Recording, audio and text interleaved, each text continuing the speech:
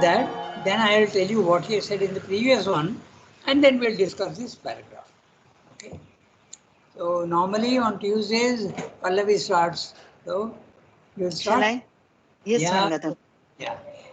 Everybody else, Archana Ji also has joined now. Fine. So we're just about to start. I want to ask a question to Archana Ji, just 1 minute. Maybe her internet is like that. That's why. Because she's on joining and getting, it goes off. Archana Ji, good morning. Good morning, Nangada. Today I am having problem with the net. Good morning. It's coming What I see is very often you have problem with the net. I am asking you that only because I often see that you are going offline and coming again online. Offline, online. Yes. You are in the in Desiree, na? Yes, yes. This is Sandeepan's.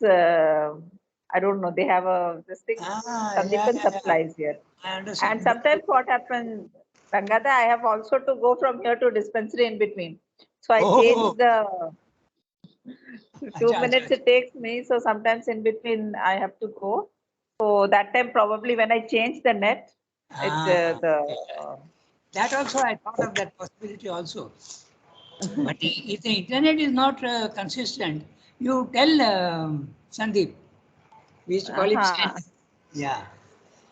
Okay. So we start reading.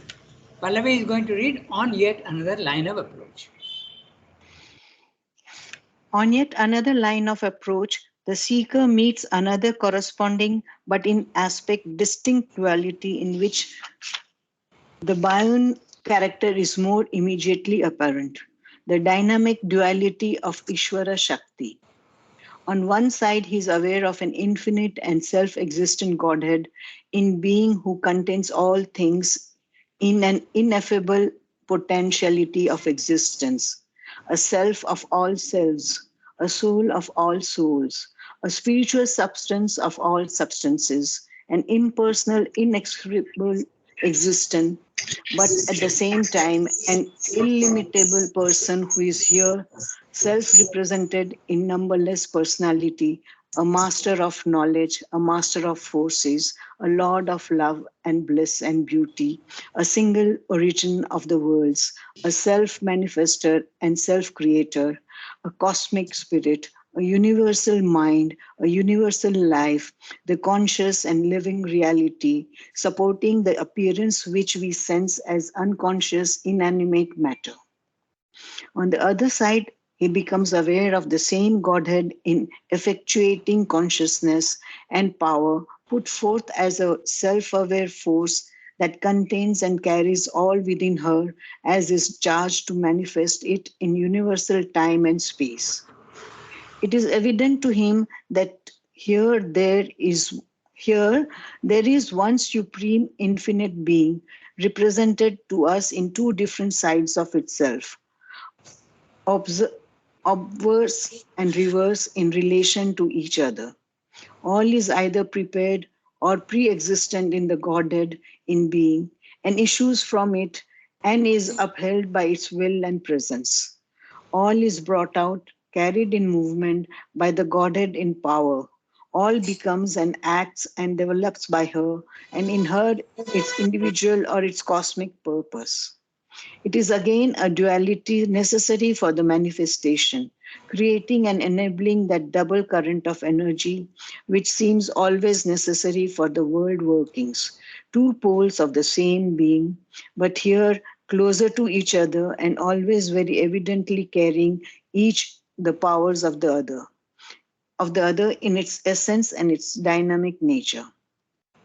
At the same time, by the fact that the two great elements of the divine mystery, the personal and the impersonal, are here fused together, the seeker of the integral truth feels in the duality of Ishwara Shakti his closeness to a more intimate and ultimate secret of the divine transcendence and the manifestation than that offered to him by any other experience. A big para, and he is in. Before we start, and before I read the previous paragraph summary, let me tell you one thing. When you are in the Remember the three levels. It becomes very easy to understand if you think of three levels. Level one is our body, mind, life. Or if you want in the universal, matter, life, and the principle of mind. Principle of matter, principle of life, and principle of mind. This is level one. We are normally in ignorance. We see the many and we think that that is real. Then when your consciousness goes out of the body, mind, life, and you go to level two, where there are normally, according to Sriraubindo, four planes. Okay? The higher mind, the illumined mind, the intuitive mind, and finally the overmind. In these planes, you experience the reality in many, many different ways. But the others philosophies, they experience only one aspect and they come out with the philosophy. Oh, Purusha and Prakriti are separate, spirit and matter are separate, because that's so convincing to them. But as you keep climbing higher and higher, as Sriraubindo says, the consciousness deepens, you start seeing different aspects. So, Purusha and Prakriti, or consciousness and power. In the very first experience, normally, because you can have the cosmic consciousness also. Normally, you see the physical world as unreal and you reject it. This is the most common because it is there in Buddhism, it is there in so many other philosophies. The first experience, even Sriraubido's experience, was that you reject the physical world because it seems to be unreal. And you are in a consciousness which is absolutely real, but featureless. No color, no form, no shape. But one thing that is certain is it is absolutely real. Okay? So this is the first experience. But Srimda says that that's not the only one. When you go slightly higher, you can see both. You can see that you are in the higher consciousness, but part of you is also in the lower consciousness. Purusha and Prakriti. Consciousness and force, both are there together. Sometimes you are in the higher, sometimes you are in the lower. And when you are in the higher, the physical world has no importance. And when you are in the lower, there is no God, there is no consciousness. Okay, you are absolutely in the, this is in the beginning when you have not been able to stabilize your consciousness in the second level. But in the second level, right up to the overmind, which is a very high level of consciousness, there also you see this duality. But this duality can be of many types. It can be two things absolutely separate.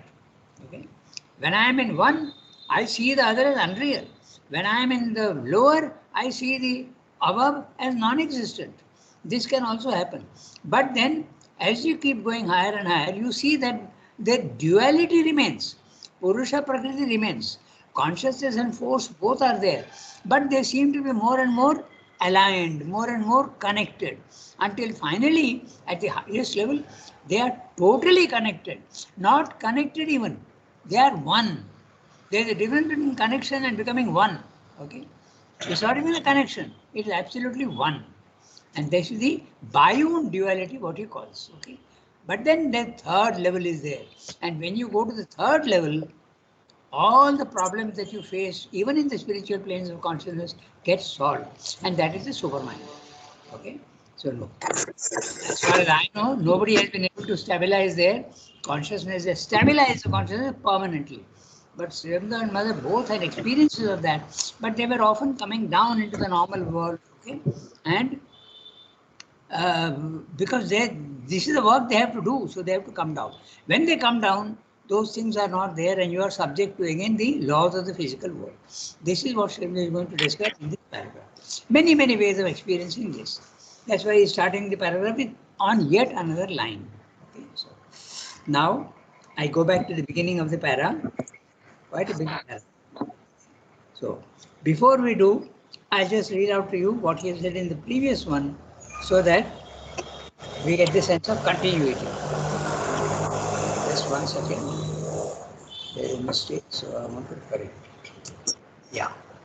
So, what he said in the previous para is like, with the deepening consciousness means from higher mind you go to illumined mind, then you go to intuitive mind, and finally you can go to consciousness also, over mind consciousness. So he's saying, with the deepening consciousness, this disharmony, sharp dichotomy between Purusha and Prakriti, seemingly unbridgeable gulf, The sadhaka, one second, why is it jumping? With the deepening consciousness, let's concentrate. With the deepening of consciousness, this disharmony, sharp dichotomy, seemingly unbridgeable gulf, the sadhaka realizes that this first perception of division is only a partial, relatively superficial phenomenon. Okay? This one, super, it's a superficial phenomenon. But they are really connected, that's what it is.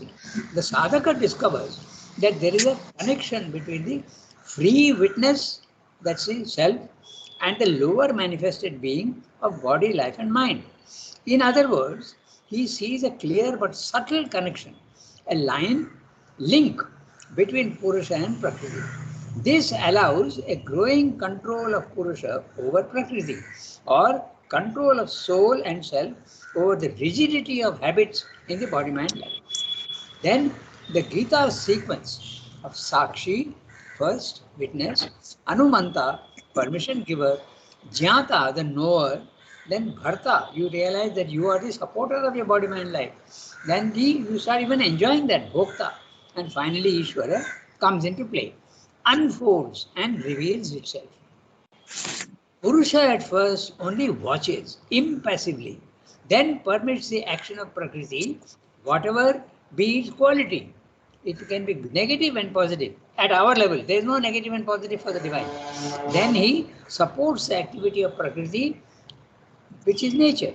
Later, he withdraws the given permission to limited, fixed and perverse habits. Then finally, controlling his own nature, he becomes master, lord of entire nature, which seemed unconscious and mechanical action. The first experience of the self. The sadhaka sees the Purusha standing over her and being in her, guides her infallibly. He becomes master. There is a hidden guidance and governance of consciousness in nature. I have given examples of that. Plants seeking water and light, birds building nests, instinctively migrating to avoid winter. All this is consciousness in matter. All instinct of animals is nothing but consciousness standing in the background and telling the outer nature what to do. Okay? The seeker now discovers the eternal companionship of Purusha and Prakriti, the two fundamental principles of existence, Chit and Shakti. They are never separate as seemed at first sight, but always cling to each other. In fact, in Savitri says, wherever there is Purusha, there is Prakriti. Okay? There is not only he and synthesis also says that. Purusha alone holds, as in a womb, all Prakriti's myriad activities. The seed and the tree, the image of the seed and the tree. The seed contains everything that the tree can give. Prakriti. The seed is the Purusha and the Prakriti is the tree. Even in her seeming ignorant, unconscious mechanical activity, she holds in herself the permission and approval of consciousness and knowledge. Now, the previous duality of Chit and Shakti, knowledge and will, become two extreme poles, but of the same reality. The connection is established, involved in each other and playing hide and seek with each other. When separation is experienced, it ensures freedom from bondage.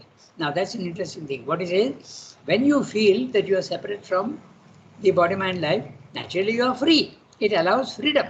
Okay,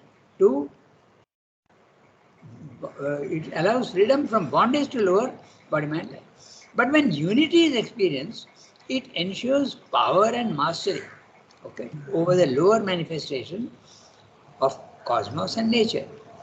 At the very height of level 2, okay, that's the spiritual planes of higher mind, element mind, intuition, and lower mind, the seeker reaches the supramental, where the two fundamental principles, Chit and Shakti, or you can use the words Purusha and Prakriti, or you can use the word knowledge and will, or you can also say all these things become one single entity.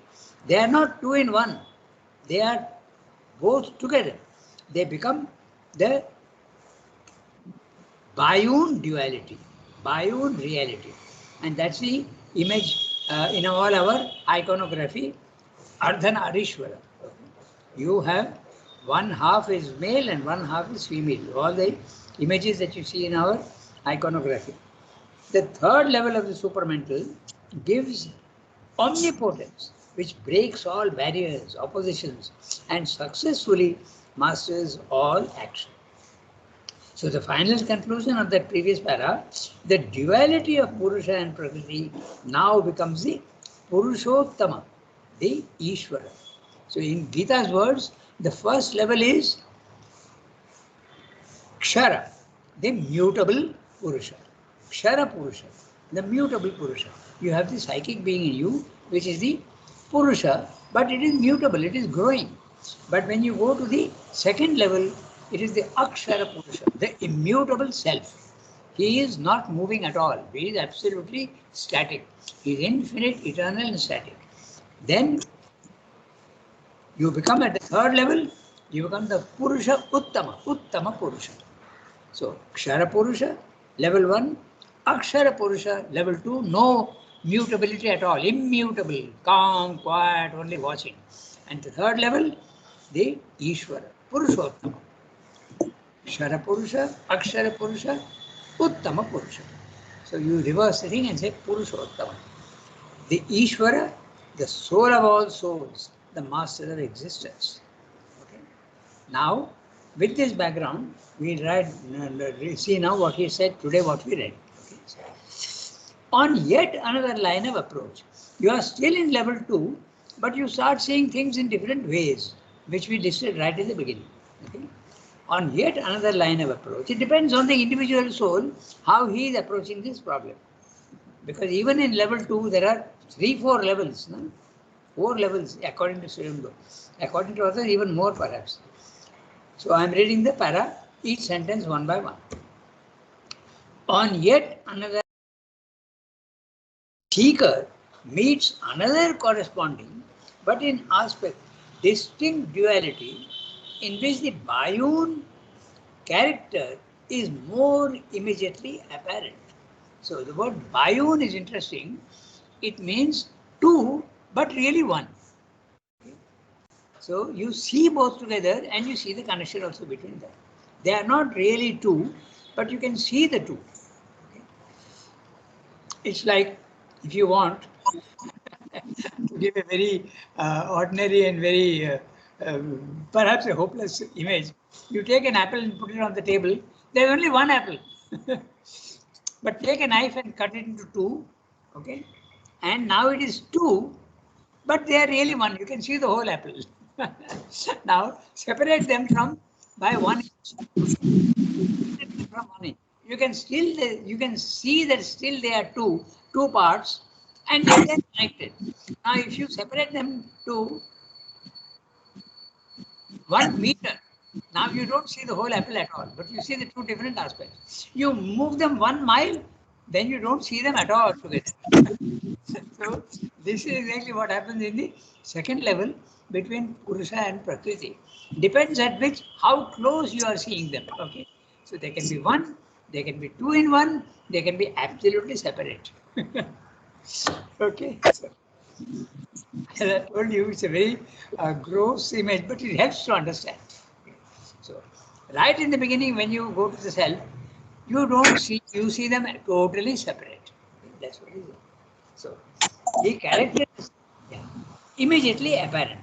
The dynamic duality. Now, note that dynamic duality means the power also is there, and that is Ishwara Shakti. This is the third level. Okay. The perfect experience is at the third level, but you can get glimpses of it in the second level also. That's what Srindra is describing. On one side, he is aware of an infinite and self-existent Godhead in being who contains all things in an ineffable potentiality of existence. A self of all selves, a soul of all souls, a spiritual substance of all substances, an impersonal, inexpressible existence, but at the same time, an illimitable person who is here self-represented in numberless personality, a master of knowledge, master of forces, Lord of love and bliss and beauty, a single origin of the worlds, a self-manifester, self-creator, a cosmic spirit, universal mind, universal life, the conscious and living reality supporting the appearance which we sense as unconscious inanimate mind. A huge sentence, we'll have to go step by step. This is Shrestha's synthetic view. Even his prose is synthetic. Not only his thinking, but also his prose. So on one side, okay, now that means there is another side also, which means there's a difference. He is aware of what? Now he is describing the personal aspect of the divine. He is aware of an infinite, self-existent Godhead. Now when we speak of personal, don't think that it is limited, because this person at the third level is infinite and eternal. Whereas normally when you experience the personal aspect of the divine, you see the divine in a certain form. So it is limited. But at the spirit, supramental level, this person is not limited anymore. He is a person, but he is not limited. Okay? So, and on one side he is aware of an infinite, self-existent Godhead. Nobody has created him. He exists by himself in being. Self-existent Godhead in being. Godhead means personal, who contains all things in an ineffable potentiality of existence. He contains all things, but he is personal, just like the seed. The seed also contains the whole tree in itself. A self of all selves, a soul of all souls, a spiritual substance of all substances. So when he's talking of the self of all selves, it's at level 2, no? Because you experience a self at level 2. But this consciousness, this person contains all the selves, the multiplicity of souls, and he himself is the master soul of all the souls. A soul of all souls. Now, soul of all souls is at the lower level, because the soul is only in the lower level. No? So each soul is different. Your soul is different from mine. Okay? But when you go to level 2, you realize that they are essentially the same. Yet there is a difference. Just like the fruits of a tree are all separate, but essentially the same. Okay? All mangoes on one tree are essentially the same. They taste the same, they have the same structure, they have the same, and yet individually they are different. So this is what you experience when you go to that. They get glimpses of the third level in the lower plane. A spiritual substance of all substances. So you see everything as substance. Note that, very interesting. Okay? It's a substance. It's a very, very subtle substance. An impersonal, inexpressible existence. Now he's talking about the impersonal. It's a personal, but he is also impersonal. Inexpressible existence. You can't describe it in mental terms. Inexpressible existence. And he's using the word existence. Remember, I told you there's a connection between existence and substance. Existence, Srivendra uses for the subtlest of substance. When that existence becomes gross, he uses the word matter or substance. Okay? So, wherever you see substance, but it is spiritual substance. So, you have to think of existence. Okay? An impersonal, inexpressible existence. But at the same time, an illimitable person. So he is an impersonal and yet a person, but that person is illimitable. Who is here? Impossible for the mind to understand this. No? A person is a person. How can he be? This is also what happened to Ramakrishna. No? In the beginning, he was only seeing the mother, her form, and he is talking to her, and he is also experiencing her, and there is a close connection between them. But then this Totapuri comes and tells him that this is not the only way to experience the divine. You have to go to the impersonal aspect. And then that whole story is there, which I have told you earlier also. He makes him concentrate in the forehead.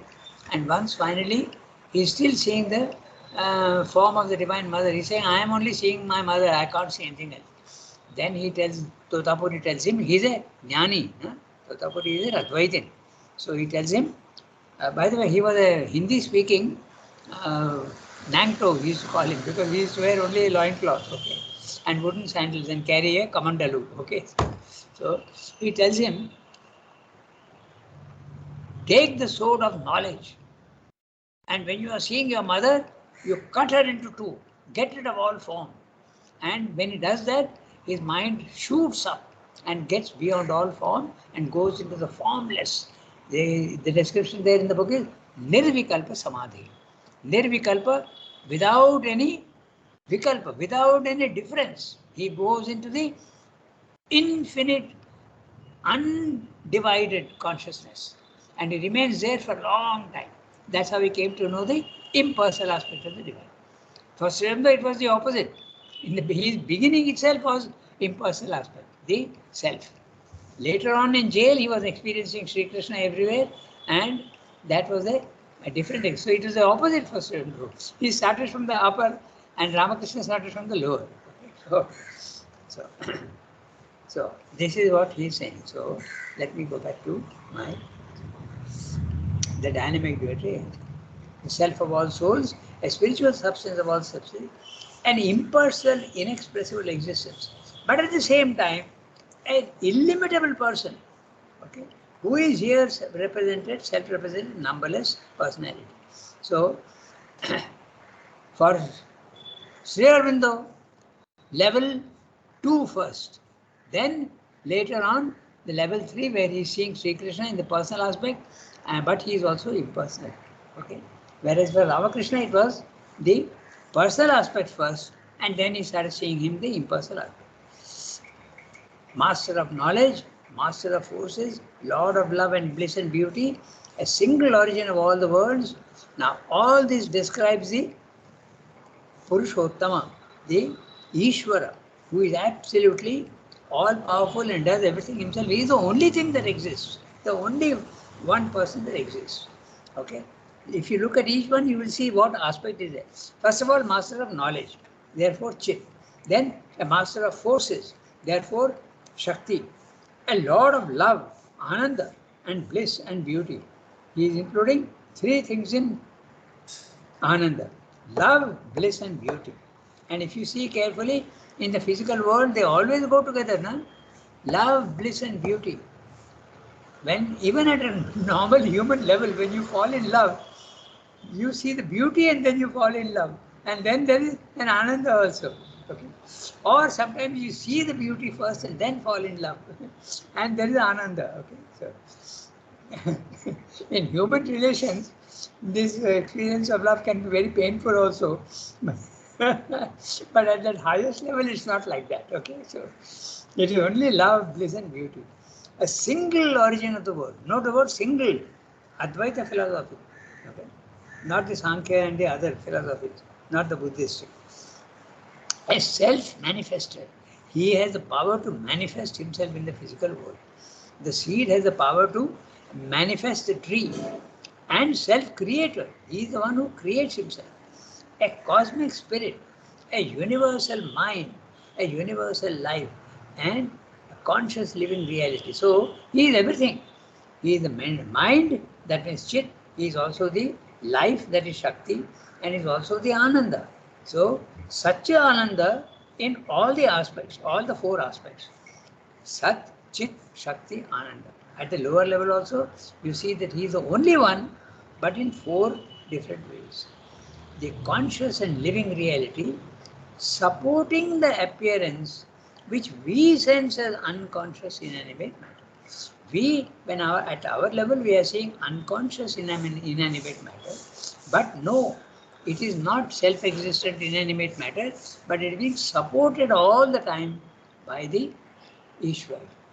If the Ishwara disappears, matter will disappear. When matter disappears, the Ishwara does not disappear. Spirit is always there. That's the fundamental reality. On the other side, now he is talking of the power side. On the other side, he is described in this huge sentence, the Purushottama. On the other side, he becomes aware of the same Godhead in effectuating consciousness. Note the word effectuating. That means it has an effect. That means it is dynamic. That means it has got power. Effectuating consciousness. It is not a consciousness that is static. It's an effectuating consciousness, the power to create and have effects. Effectuating consciousness and power put forth as a self-aware force that contains and carries all within her and is charged to manifest it in universal time and space. Universal time and space, level 1, very clearly. Okay? So, this Lord has got a power, and that power is also full of consciousness and knowledge. And it is charged, it has got the responsibility to create the world where? In universal time and space. He himself is not in universal, he is in the timeless and spaceless. But when manifestation takes place, it has to be in time and space, and there has to be movement. Okay?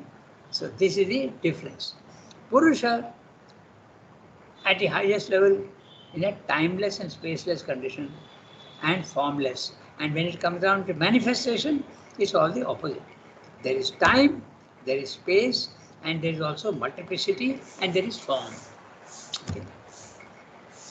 It is evident to him that here there is a supreme and infinite being represented to us in two different sides of itself, obverse and reverse, in relation to each other.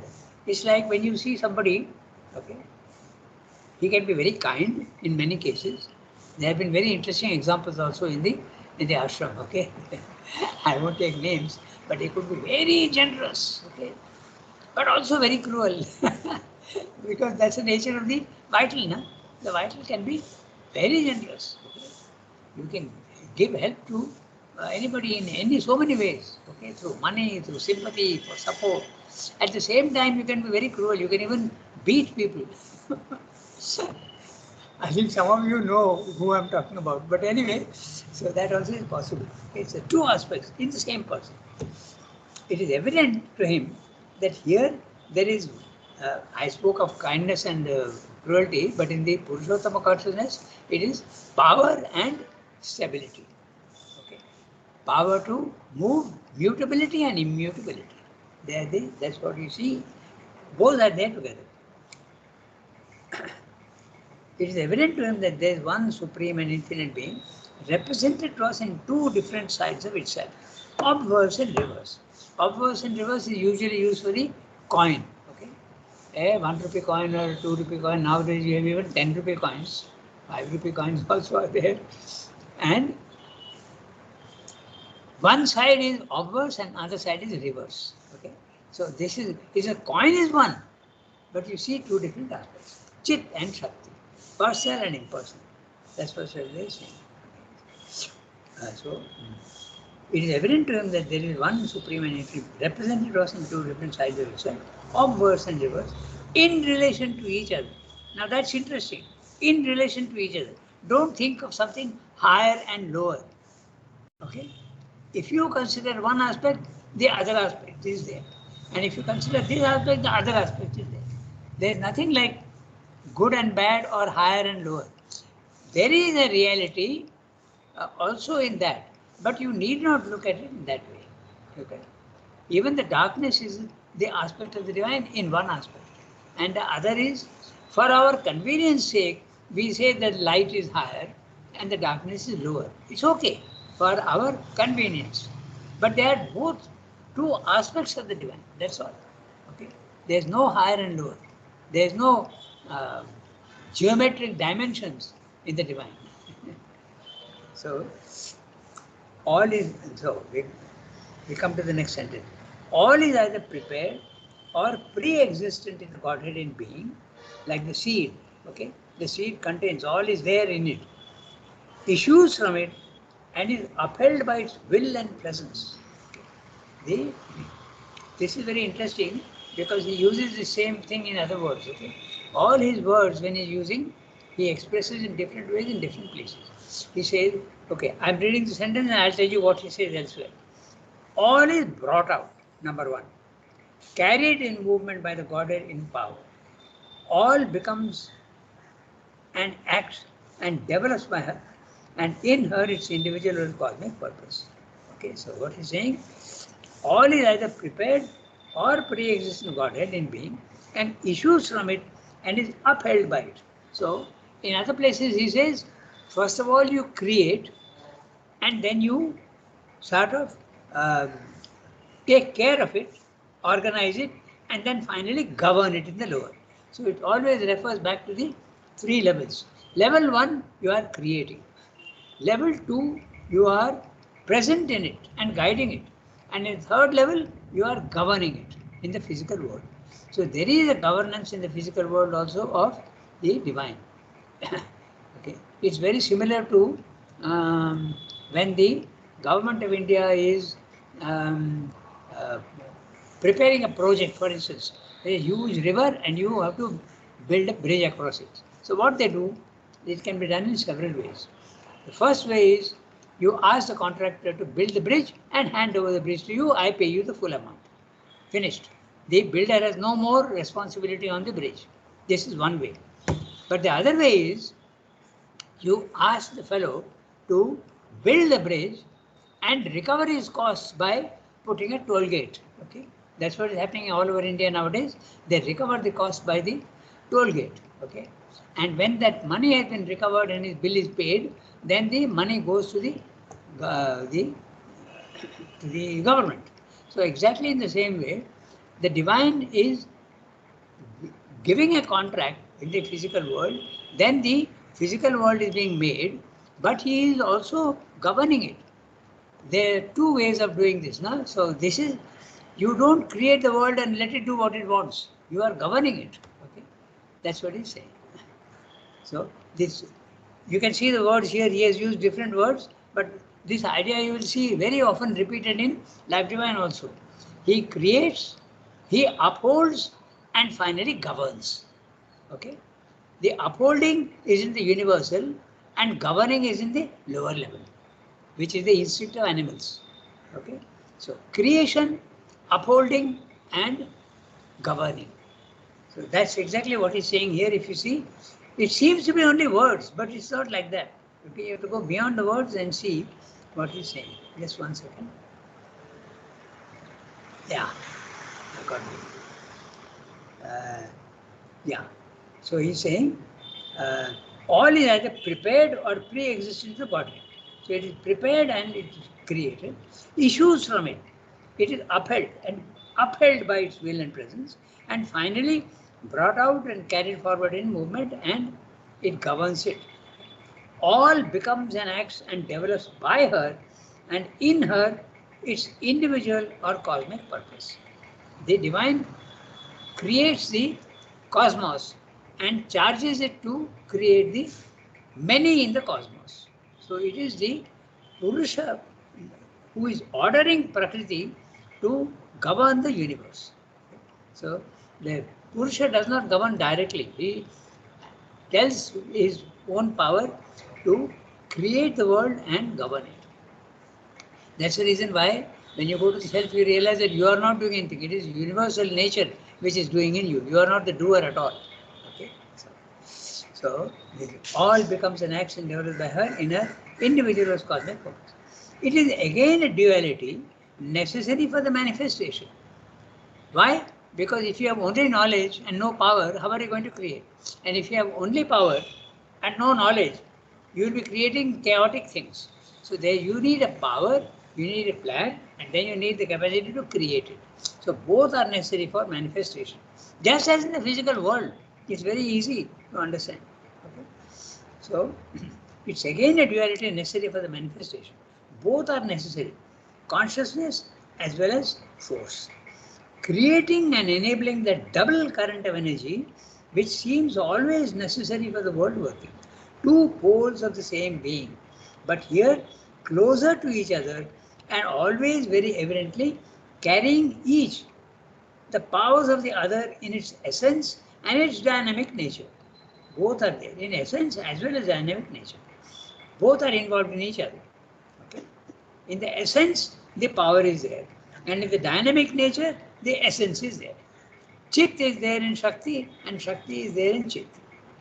At the same time, by the fact that the two great elements of the divine mystery, the personal and the impersonal, are here fused together at the third level.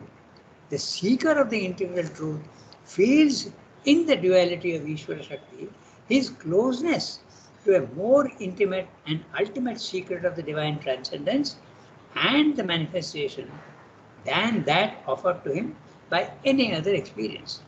That is the reason why in the integral yoga you are always asked to submit to the divine mother, okay, the power aspect. Submit to her and she will do everything for you. That's the interesting part. Whereas in the, of course, this principle is followed in the Tantra also. They worship the divine mother. They go through the power aspect. In the Jnana Yoga, they don't do that. They go through the knowledge aspect, static condition. Okay? So, there's so many different ways of doing this. Right? So, it is now 8:31. We have got 4 minutes. We can, I think, read the next one because it's a continuation of the same subject, Ishwara Shakti. This level 3, the Superman. So let's read that. I think we can finish it. We can read. It's about a page, so we can read it. So, for the Ishwara Shakti, who will read? Anyone? Quickly decide and let's read it. Soki can read if she is there. Yes. Yeah, go ahead, read it. For the Ishwara Shakti. Ishwari Shakti. Yeah. For the Ishwari Shakti, divine consciousness and word mother, becomes a mediatrix between the eternal one and the manifested many. On one side, the play of the energies which she brings from the one, she manifests the multiple divine in the universe, involving and evolving. Its endless appearances out of her revealing substance. On the other, by the reascending current of the same energies, she leads back all towards that from which they have issued, so that the soul in its evolutionary manifestation may more and more return towards the divinity there or here, put on its divine character. There is not in her altogether she devises a cosmic mechanism, the character of an inconscient mechanical executrix, which we find in the first physiognomy of Prakriti, the nature force. Neither is there that sense of an unreality, creatrix of illusion or semi-illusions, which is attached to our first view of Maya.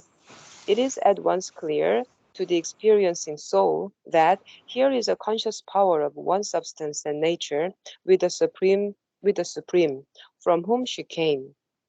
If she seems to have plunged us into the ignorance and inconscience in pursuance of a plan we cannot yet interpret, if her forces present themselves as all these ambiguous forces of the universe, yet it becomes visible before long that she is working for the development of the divine consciousness in us, and that she stands above, drawing us to her own higher entity, revealing to us more and more the very essence of the divine knowledge, will, and ananda. Even in the movements of the ignorance, the soul of the seeker becomes aware of her conscious guidance, supporting his steps, leading them slowly or swiftly, straight or by many detours out of the darkness into the light of a greater consciousness, out of mortality into immortality, out of evil and suffering towards the highest good and felicity of which as yet his human mind can form only a faint image. Thus, her power is at once liberative and dynamic, creative, effective. Creative not only of things as they are, but of things that are to be. For eliminating the twisted and tangled movement of his lower consciousness, made of the stuff of the ignorance, it reveals and remakes his soul and nature into the substance and force of a higher divine nature. Yeah. So this we will do next time. Okay. Next Tuesday we'll take up this paragraph. So he is saying what he said here we'll take up. And I have made a note of it already on the chat. So it is already 8:35. So we stop here today. Okay. So I wish everybody Au revoir. Bonne journée, Have a nice Rangada. day. Yeah. Bonne journée, Rangada. Merci. Yeah, same to all of you. Merci beaucoup. Okay, Yasmin.